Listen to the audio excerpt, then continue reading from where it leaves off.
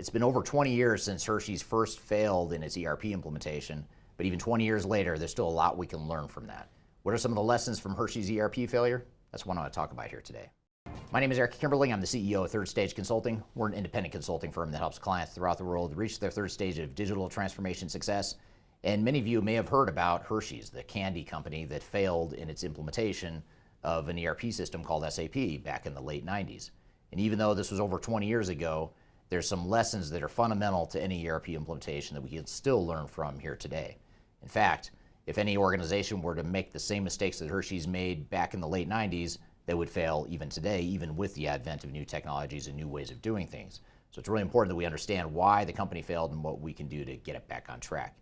So what I want to do today is talk about why Hershey's failed in its first attempt at an ERP implementation and what some of the lessons are that we can apply to our organizations. If you're looking